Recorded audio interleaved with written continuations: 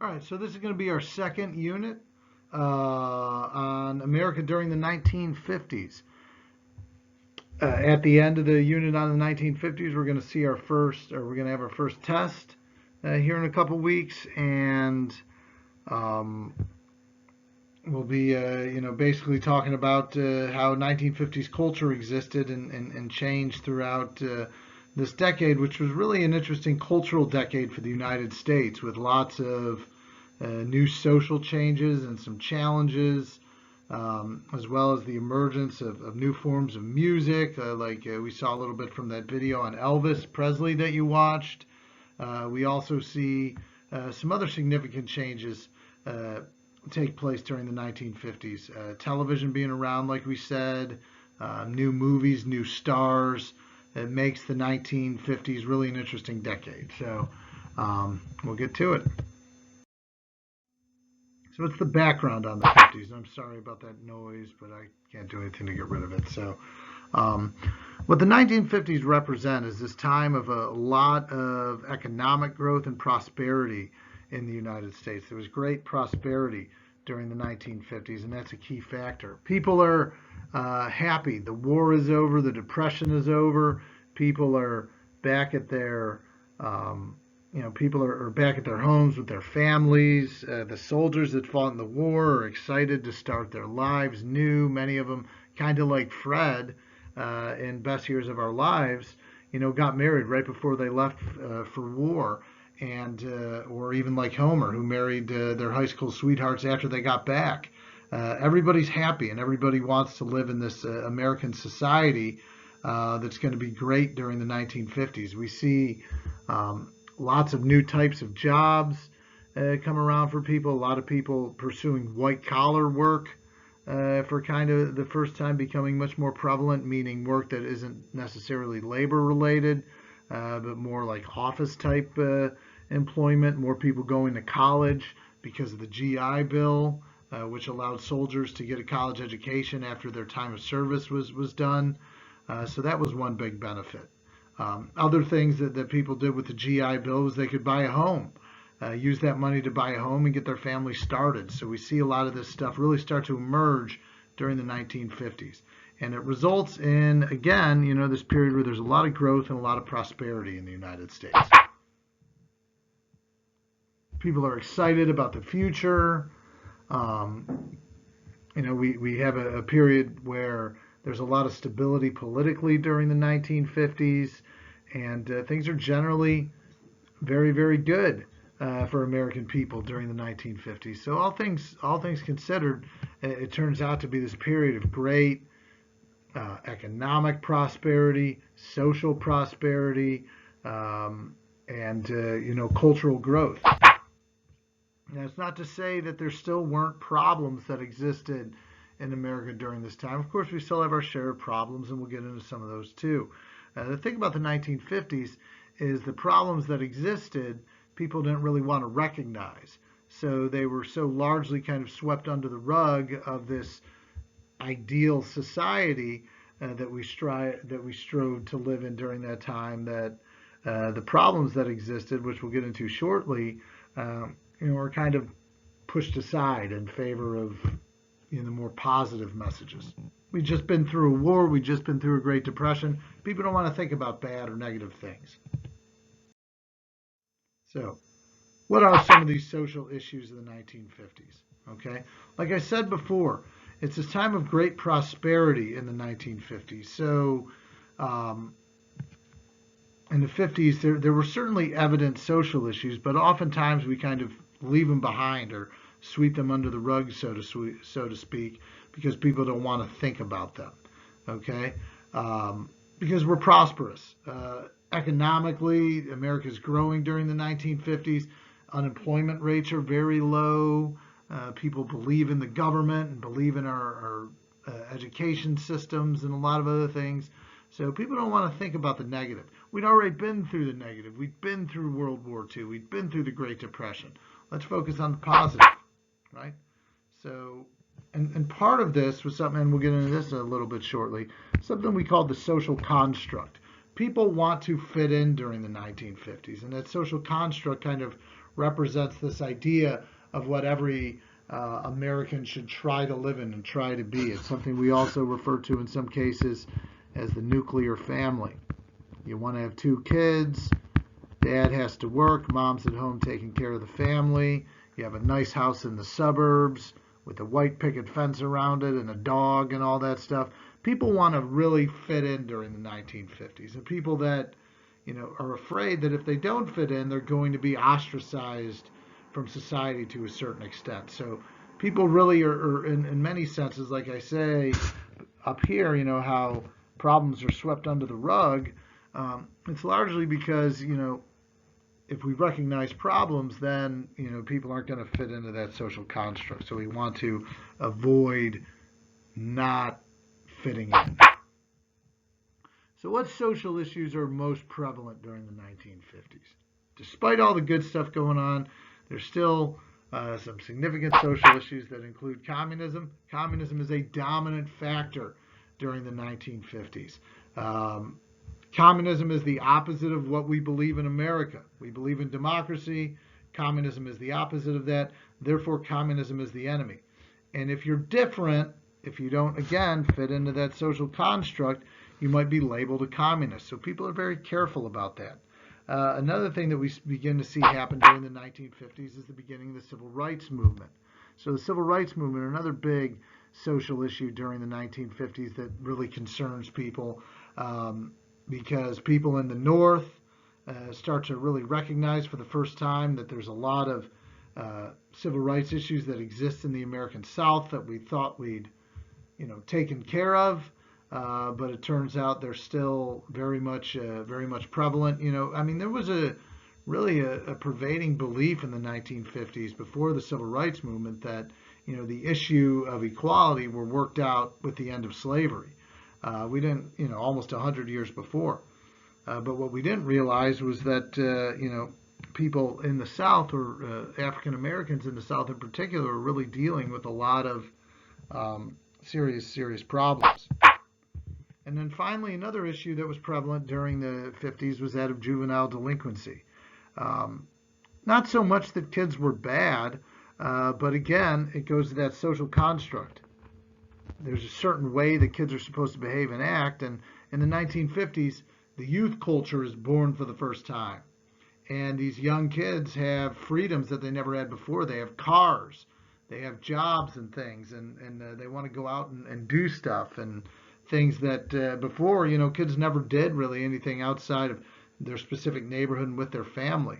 And so kids are doing different things, and the social construct society refers to that as almost often delinquent behavior. So it was this big push against juvenile delinquency in the 1950s, and the problems that come with that. And I'll show you later on a couple clips from movies that kind of speak to this concept of juvenile delinquency.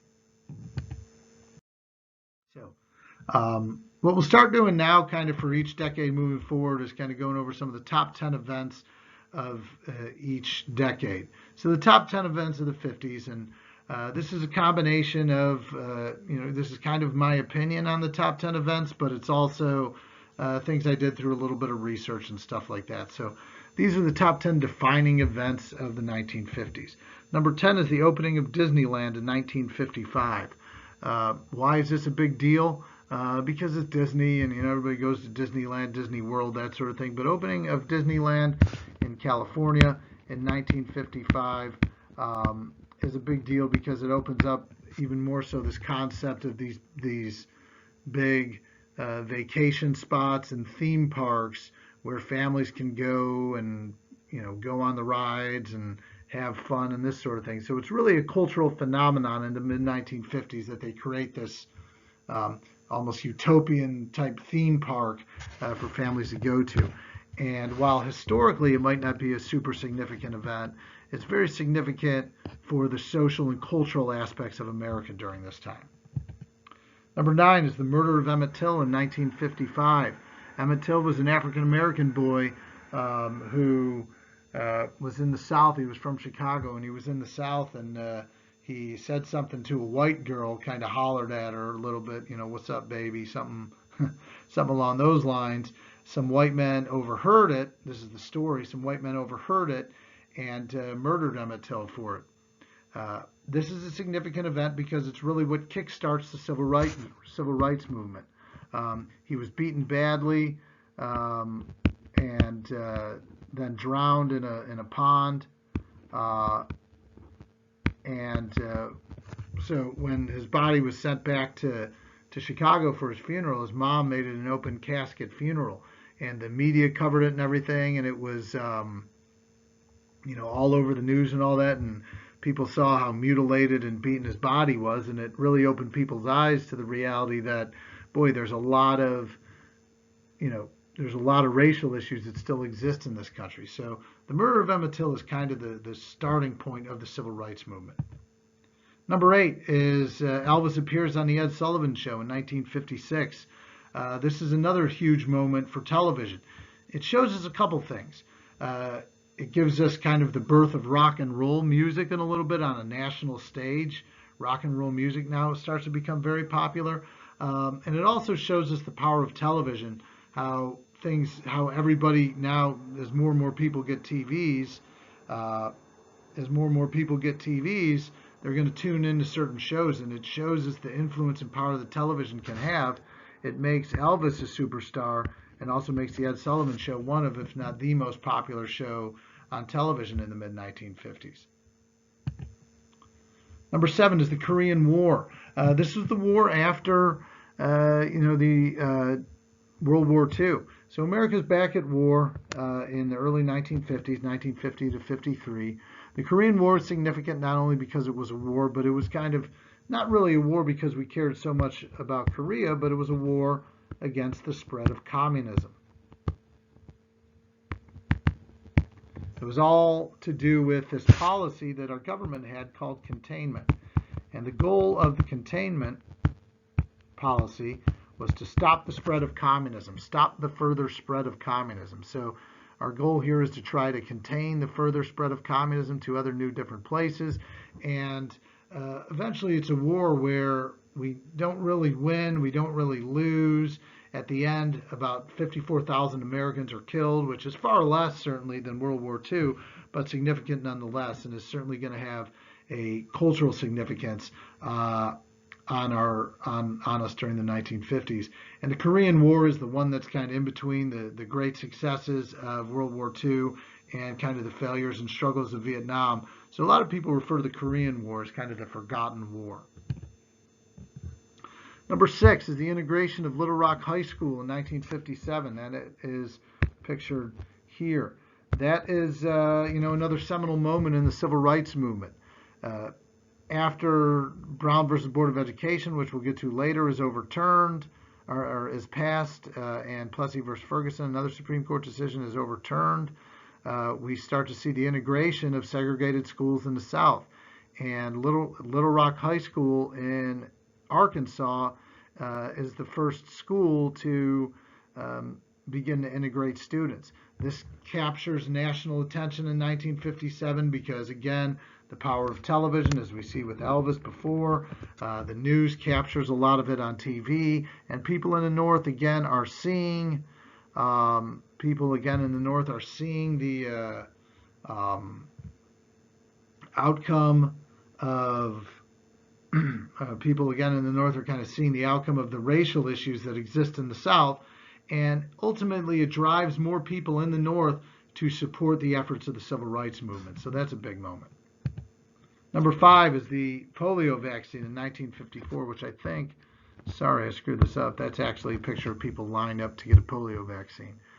So polio was a disease that debilitated the body, caused a lot of people to have serious illness, and ultimately resulted for some in paralysis or being physically handicapped, unable to being confined to wheelchairs. So in 1954, we finally create a vaccine for polio, which is a huge, huge medical moment.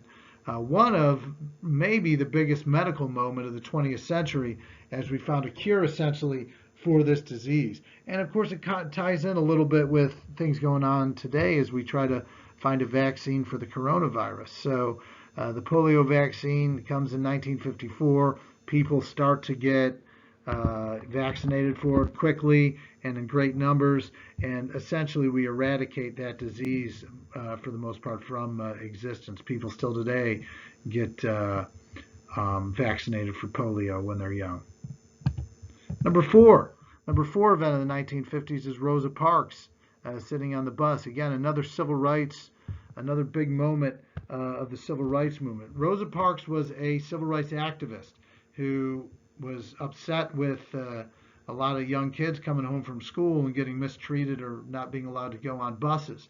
So she takes matters into her own hands and refuses to go back and sit in the back of the bus.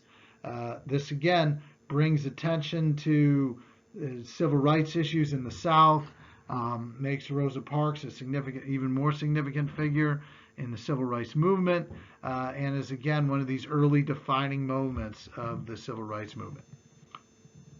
Number three is the launch of Sputnik in 1957. The launch of Sputnik in 1957 is the beginning of something that we call the space race. That was kind of a competition between the United States and the Soviet Union in terms of who could get to space fastest, who could do more in space faster. Ultimately, we win the space race with the moon landing in 1969. So that wouldn't happen for another decade, which would be a huge moment. And that's kind of when we win the space race. But Sputnik in 1957 was a satellite that the Soviet Union launched. And it was the first man-made object to be sent into orbit. And this really scared people in America because now they're thinking, well, if the Soviet Union can launch, satellites into space, why can't they launch missiles or things into space as well that can endanger Americans? So this was a big concern and something that really defines the 1950s in terms of our fears of communism and stuff like that. Event number two is the Brown versus Board of Education decision, which overturns Plessy versus Ferguson, which was all about separate but equal. Plessy versus Ferguson was in 1896, and it said that separate facilities were okay, but for whites and blacks as long as those facilities were equal. 58 years later, the Brown versus Board of Education decision comes down and says that separate but equal is not okay. In fact, they are inherently unequal. And this Supreme Court case is overturned, or Plessy versus Ferguson is overturned with Brown versus Board of Education, and it results in the beginning of more educational opportunities for African Americans, and most notably, the integration of what used to be segregated schools into now integrated schools between blacks and whites. But probably the number one defining event of the 1950s is McCarthyism that existed from 1950 to 1954.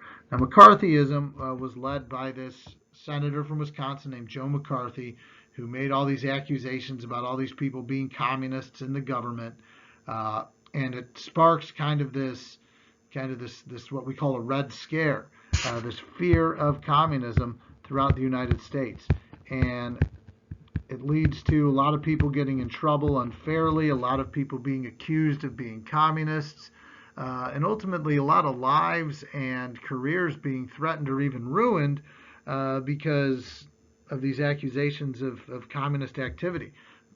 Almost all of it's untrue, and McCarthy ends up being found out as a big fraud, that he kind of made this whole thing up. He made this claim that he had this list of all these government officials that were communists, and it turned out he kind of made the whole thing up. But it creates this big fear, this Red Scare throughout the United States that defines really the first half of the 1950s. And our fear of communism and our scapegoating of people that were different. I said before how people want to fit in a neat social construct. People are afraid to be different during the 1950s, and anybody that is different would often get associated in somehow with being communist. So that is something that's a big deal during the 50s. All right, so I talked already. Let's go a little bit more into the concept of the neat social construct. So American society during the 50s became a time of where we're really focused on strict family values, the nuclear family. Again, the nuclear family is, a family of, you have dads working, moms at home, you have, two kids, maybe three kids. You have a nice home in the suburbs, which were becoming popular before that, before World War II. A lot of people lived in the cities. Now people are moving out to new homes in the suburbs. You have your nice white picket fence. Everything is happy. The life is perfect. This was the neat social construct. And because of McCarthyism and some other fears, anybody that didn't live within that social construct was often ostracized. So that was a big issue. This all happens as a result of something called urban sprawl. This is people leaving the cities for homes in the suburbs. In fact, cities like Kettering kind of were born out of this time period as people leave living in more inner city areas and what we call the inner city today. Inner city areas in Dayton would move out to these places like Kettering, where you have lots of new homes being built and people can get a little more land and have a little more property. As a result of urban sprawl is how Alter was created. There used to be 3 Catholic schools that were in downtown Dayton. There was Chaminade, there was Julienne, and then there was St. Joseph's School, which was a school, I think it was called St. Joseph, but it was a school for girls where you would train them to be like secretaries and stuff like that. But now that people move away from the city, you're going to need more schools, and not only Alter, but this is how Carroll ended up being built as well. So, and if you look outside around Alter, all those neighborhoods and stuff that are right around the school, most of those homes were built during the late 1950s and in the 1960s as urban sprawl happens and people move into the suburbs. People start pursuing for the first time white-collar work, getting jobs that required office work. See, before the war, most work for the average person was more blue-collar, was more labor work, was more labor-intensive work. Now we see people that have become business executives in advertising and management and banking and things like that. People become more educated, therefore have better jobs. And you see, a lot of veterans from World War II that have great leadership experience because of their experience in the military, get good jobs. So we kind of see all these things kind of coalesce at once, and it creates this new social construct that dominates the American character during the 1950s. I think that's all for today, so we'll stop there. This went a little bit longer than I thought, but again, email me, let me know if you have any questions about any of this stuff, and I'll do my best to answer for you, okay? So thanks a lot, and we'll see you later.